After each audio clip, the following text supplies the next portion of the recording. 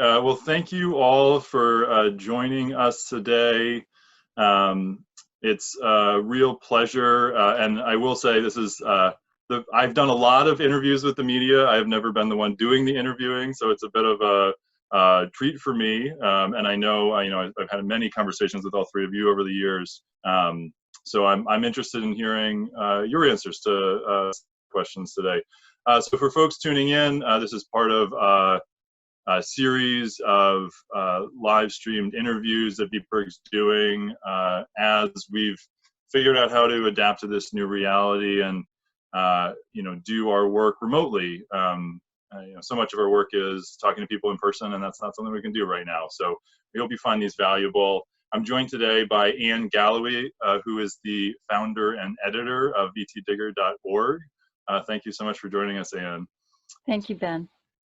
And Steve Pappas, a longtime editor with the Times Argus. Thanks so much, Steve. Yeah, pleasure to be here. And of course, Kevin McCallum, a political reporter with 7 Days. Thank you, Kevin. Sure, Ben. So, really the topic today is local media. It's something that I've been thinking about a lot lately. I'm sure something that many of our members here at VPIRG have been thinking about a lot. My day job is as an advocate for VPIRG, and so I, as part of my job, spend a lot of time reading the local news, day in and day out, but have found myself doing that even more now, if that was possible. And as much as the national reporting has been really important on COVID, because this is a national and global event and crisis, the reporting that I've seen here in Vermont has really been particularly important to me, just in my individual life and to VPIRG as an organization. So obviously, we believe in the value of local media. I know you all do. It's what you've chosen to do with your lives. But it does feel like it's changed or evolved in this moment. So maybe we could start with you, Anne. You literally founded a media outlet here in Vermont about a decade ago. How do you feel like the value of local journalism has changed or evolved or increased in this pandemic? Well, thank you for asking. I think people are really desperate for information and news right now, and we've seen a huge bump in readership. At the beginning of the COVID crisis, when we began pumping out 10 to 15 pieces a day, we saw a tenfold increase in our readership on certain days, and then it's still 2.5 times higher than what it was when start of the year. We had about 15 to 20,000 people a day on the site, and now steady state we're between 50 and 70,000 people a day coming to Digger for information, and that's translated into 1 million readers a month, which is kind of crazy considering the size of Vermont. And so we've just seen a huge outcry, a huge need.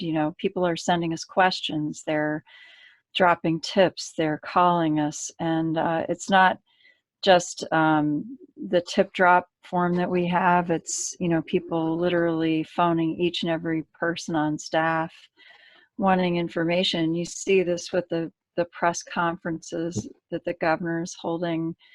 A lot of the questions that are coming to the fore are really coming from readers. They want to know, what they can and can't do, and what's acceptable, and what the government's doing to make sure that people are safe. So I think that in my experience, and I worked with Steve years ago at the Times Argus and the Rutland Herald.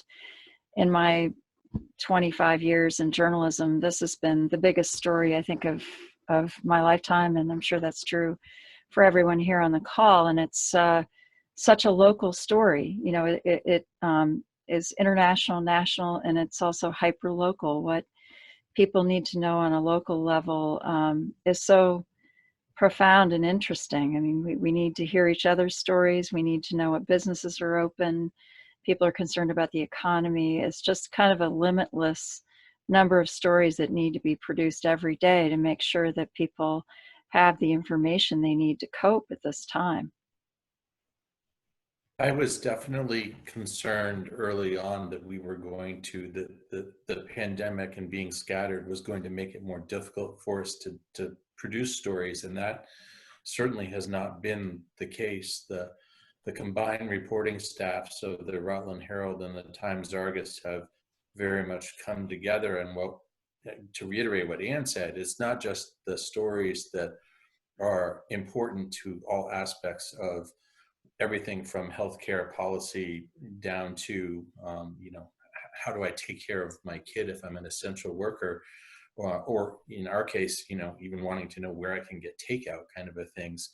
We've seen the same bumps, we've seen the same kinds of increases in subscriptions, both print and online, but we're finding that people are just glomming on to the stories about other people. You can have the talking heads telling us kind of where we are in all of this, but it's when you start telling the stories, those personal stories, that all of a sudden it's just like, even though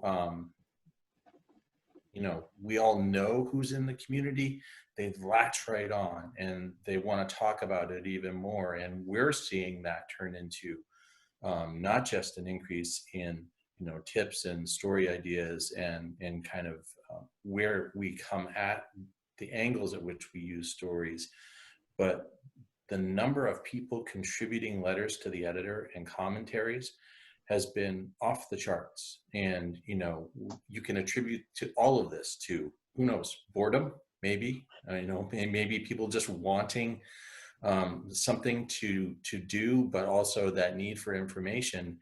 And yeah, I mean, I have to agree with Anne. I've never seen anything like this, where at so many different levels, people are just craving information, craving community, and at least being a local newspaper in two key markets in Vermont. We're seeing that we can still be the center of the community in a very meaningful way, whether it's through community building or informing the public about what's going on. So, we were deemed, we've all been deemed essential. We actually feel pretty essential as a result of this. I couldn't agree more. I want to actually pick up on a theme that you were talking about, Steven, and Anne, you touched on this as well.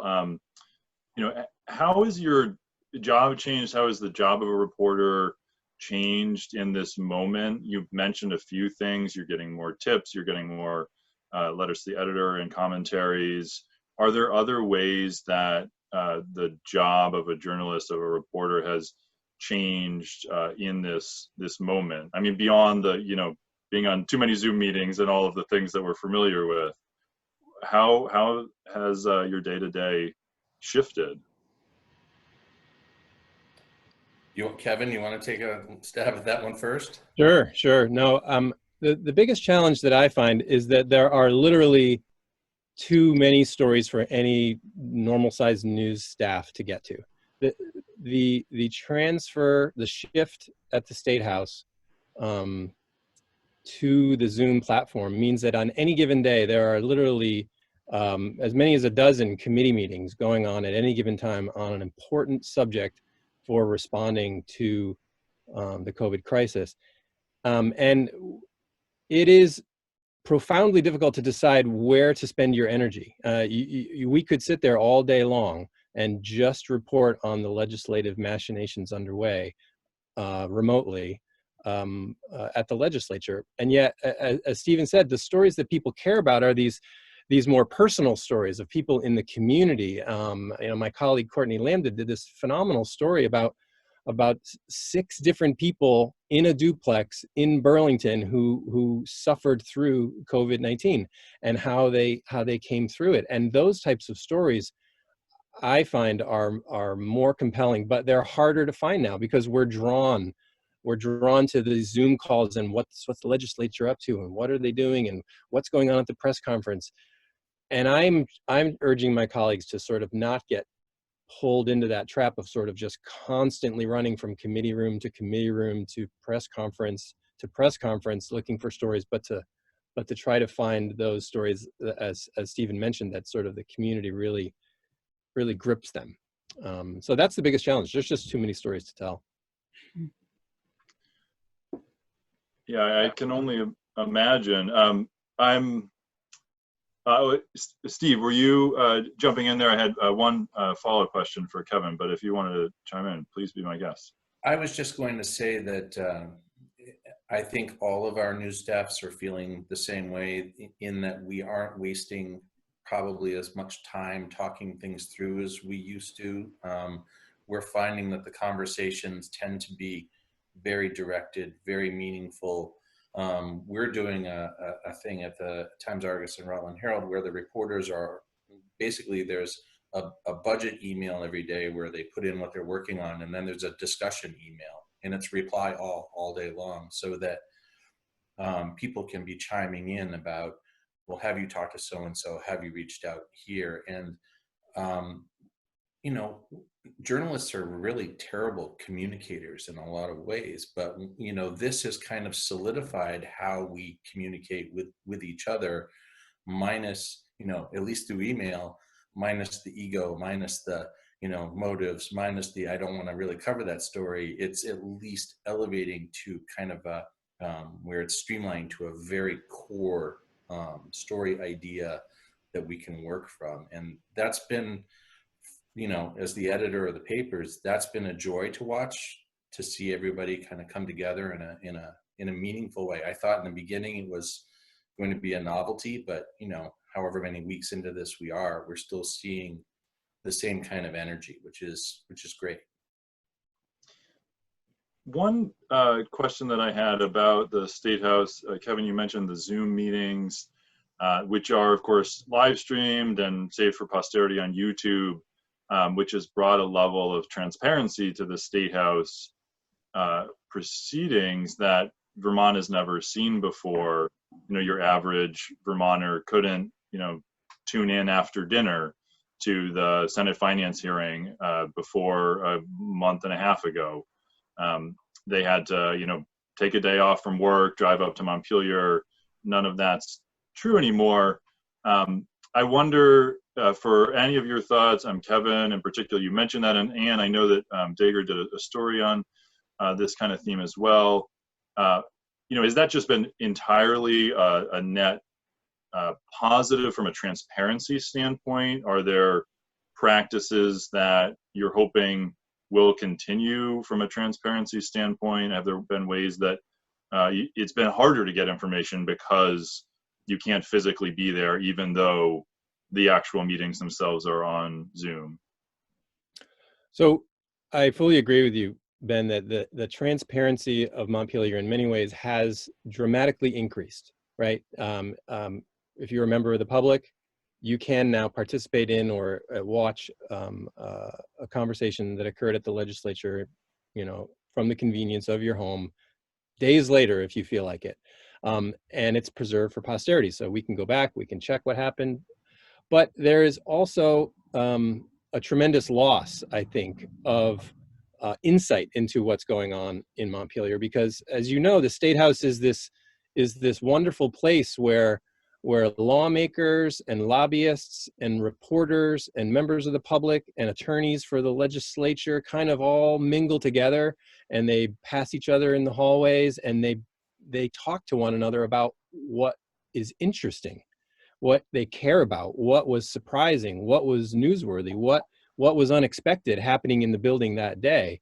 And that has definitely been lost. And I think it's a shame. And it's one of the key ways that reporters, you know, really give thought to what's important in that building, because it's a nonstop hub of activity, as you know.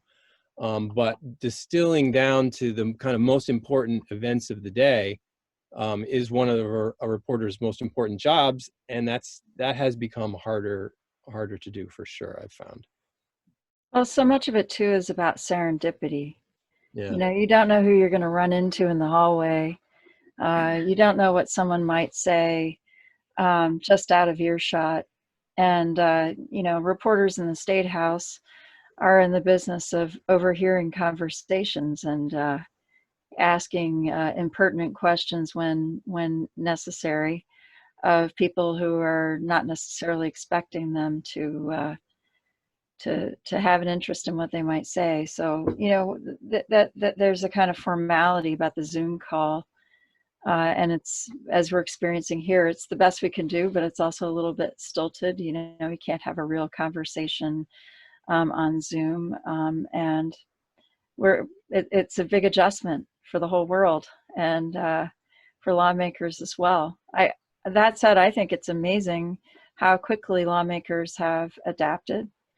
And that's really wonderful that they've been able to include the public in this way. So kudos to them for making the shift so quickly and for keeping the process as inclusive as possible. I would just throw out there another kudos to both of your organizations, though, with 7 Days and Digger. I know people in the public who believe that you all are still in these meetings, you know, and virtually, but the coverage has still been at that level that the readers are expecting. It doesn't feel like it's been diminished or diluted, which has been really important and really great, because, you know, we're phoning into the same meetings that you are, but the context that you all are still providing from the State House in your State House coverage has been, I think, has been exceptional given the circumstance. So hats off. Thanks. Thank you. I will say on the transparency issue, though, there is a risk for sure in this transition to remote legislation that we're missing a lot of the behind the scenes conversations that are occurring, that we know that are occurring, that in the State House, at least you have a chance, as Anne said, of finding out about, of hearing about, of bumping into someone who says, hey, did you hear what happened in Ways and Means this morning? It was nuts. I mean, so that has been lost. And a couple stories that we have written in the last few weeks kind of got at that. One was a story I wrote about how the Democratic caucus was meeting privately. It was called Backroom Zoom, and it was how the Democrats had decided that they were going to continue this habit of having off-site caucus meetings, which they do during the session, but they were going to use Zoom to do that. So I think the public is a little worried that they are effectively losing a degree of access to and transparency about the legislative processes if everything switches to a remote legislative forum. Not everybody has internet access. Not everybody has sufficient internet access to watch these meetings. And so when we found out that they were using Zoom without really telling anyone to have conversations about policies or politics, we wrote a story about that I thought got a decent amount of attention. And I think my colleague Paul Hines wrote a story too that indicated that in at least one instance, the Senate was starting the call, before making it live and talking for 5, 10, 15, we don't really know how long they were talking amongst themselves, all of them, all 30 of them, before the meeting was public. So there are little, I don't want to say abuses, but there are certainly areas of concern that we've tried to kind of be on top of when we've seen legislators using Zoom in ways that are less than transparent. We've tried to advocate and insist that they are fully transparent. Well, I will, let me just briefly second Steve's hearty thank you to both of your organizations for your State House reporting. It really has been top notch. And I also will just say that, what you're describing, Kevin and Anne, is, it's part of a reporter's job in Montpelier or any state or national capital. It seems that remote or not, there are always going to be those moments. And so it's been heartening to see some of them come to light. And, it doesn't generally seem like there's ill intent there, but there is a level of transparency that really is important for the public. You know, I know in my time in the State House, I remember a CAX camera being sort of stuck in the office of leadership when there was an impromptu committee hearing happening off the books. Another time when a reporter heard about a similar meeting and managed to, believe it or not, some of you might remember this picture, climb up very low on the wall, but climb up on the wall of the State House and sort of get a camera there to just say, this thing's happening, people should know. And so it's been heartening to see that that is still a job that you all are able to do. I want to shift gears a little bit and just say, ask if you have thoughts on, I don't want to say the quote unquote top story of the last couple of months, but is there a story that's kind of gone under the radar that folks might have missed because they are so focused on other things? A story that you're particularly proud of your organization breaking. Kevin, you've already mentioned a couple. Anne or Steve, is there, you know, one or two that jump to mind to you? We had a story about layoffs and furloughs at UVM Medical Center that we were able to break early on that I think was really important, and it was an indication of just how difficult this crisis has been for the healthcare system because elective surgeries and other kinds of appointments have had to go by the wayside. The largest hospital in the state is now facing a $152 million deficit, and other hospitals around the state are also suffering. And so that was one story I think in particular that we were able to break early on. We also have had a number of stories about the economy that I think have been really important. We had a piece about restaurants really suffering a couple of weeks ago. And, you know, it is a target-rich environment, as they say.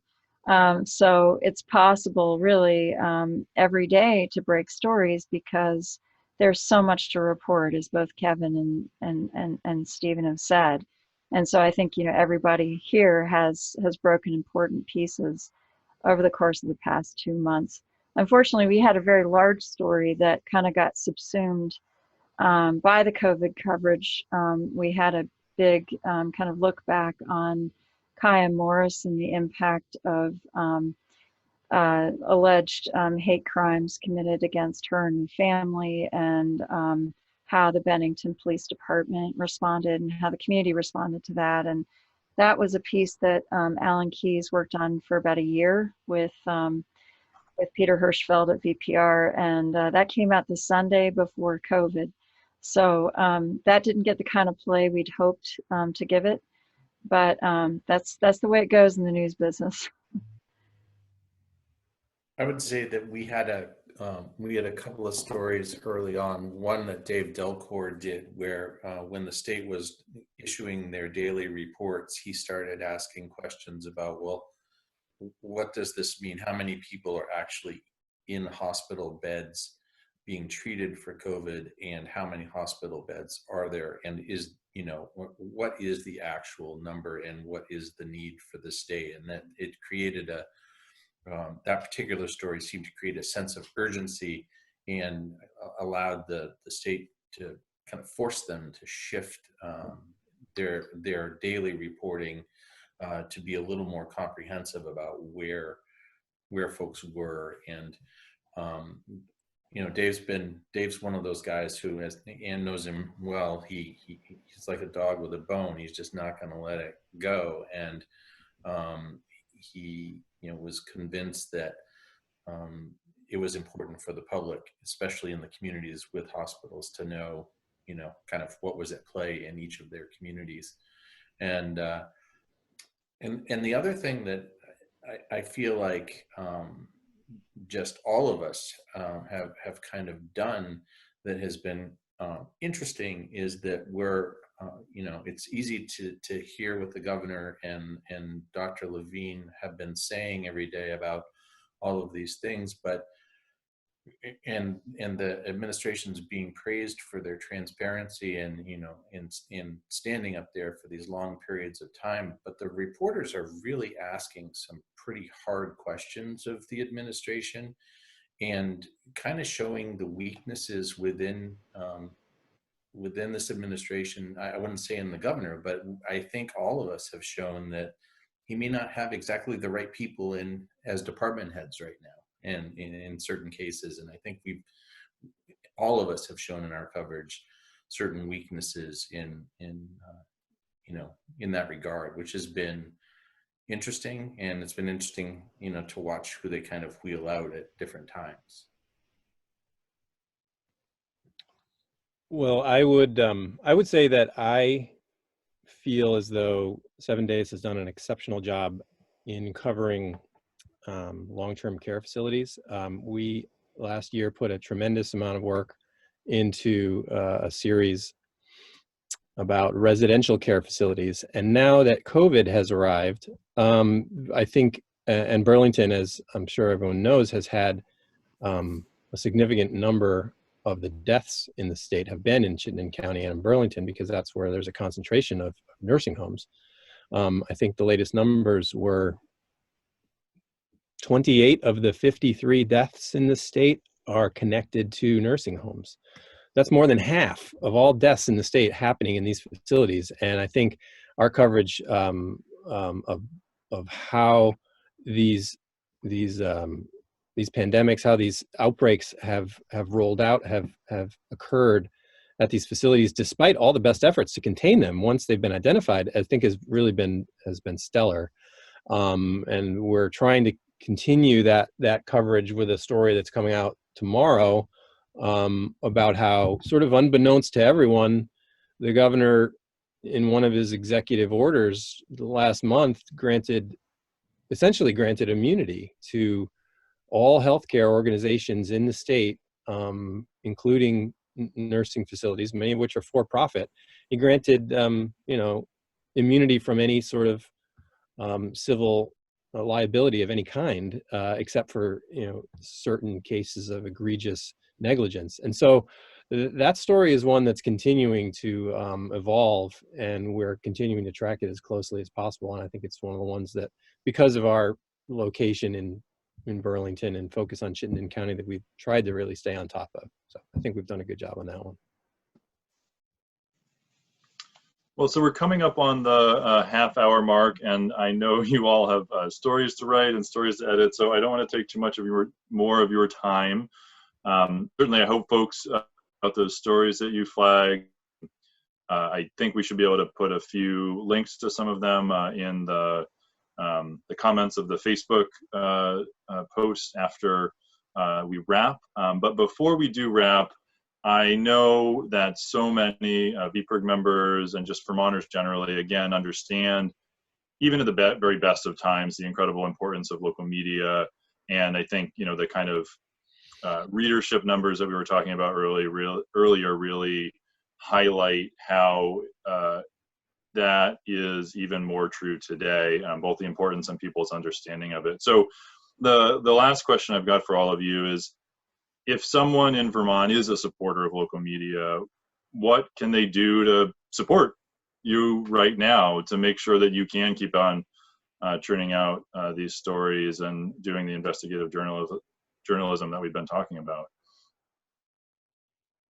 Well, they can subscribe to the Times Argus, I'm sure, and the Rutland Herald. And at Digger, people can make a donation. We're a nonprofit organization, and it's the monthly readership donations that enable us to function on a day-to-day basis. I mean, I think the industry has seen a huge decline in advertising dollars over time, and that's just been accelerated by COVID. And I know we've all struggled with that, and 7 Days has too. So contributing or becoming a subscriber is the way. Yeah, I mean, I've said multiple times editorially, it doesn't matter who you subscribe to your local newspaper, you know, the news organizations that you believe in, you know, hopefully that's, you know, all of us here, but, you know, doesn't matter at this point. you know, news is very important to all of us, and it needs to be made, you know, again, like I said at the beginning, it's at the center of community. And if we're going to be a reflection of community and people want to know what is going on, they need to turn to their local news sources, the ones that they trust. And, you know, don't trust social media, trust the people on this call. You're here. Kevin, I know 7 Days is known as a free paper, but you also launched membership recently, isn't that right?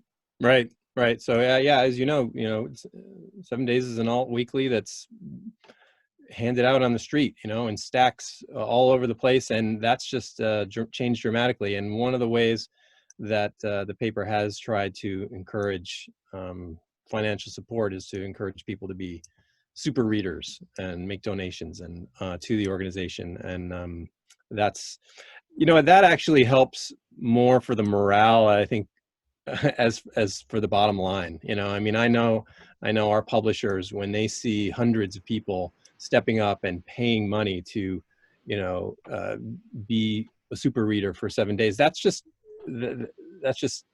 telling to them, and it's very reassuring to them. And it's more than the bottom line from, you know, a few $1,000s that they get from those folks. I think it really is a testament to how much people appreciate 7 Days and what we're doing, especially in Chittenden County and in Burlington in particular. So yeah, if anybody wants to support the paper, they can become a super reader. And I don't totally agree that people shouldn't trust social media, because I always encourage people to share the stories that they see on 7 Days through social media, right? On Twitter, on Facebook.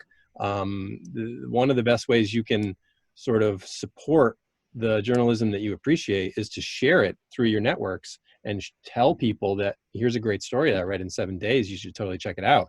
And then, you know, the traffic that goes to the website subsequent to that is super helpful. I'm sure Anne's spike in eyeballs in the months since the pandemic hit has been certainly in part due to people sharing the stories that they found there and say, whoa, did you see this? And then it goes out to a large network of people, and then they come to the site. So it's we really appreciate all by our. the way, I didn't mean. I know. Okay. Yeah, I know. We know what social media you were talking about. Yeah. Let me just thank you all, and you know, send our most sincere appreciation to your colleagues and staff. We really do appreciate the work you do here at VPIRG, and I know that I'm speaking for, you know, many thousands of our members when I say that as well. So if you're tuning in, subscribe, share, and if you support our local media, support our local media. Thank you all so much for joining us today. Thank you. Thanks, man. Appreciate it.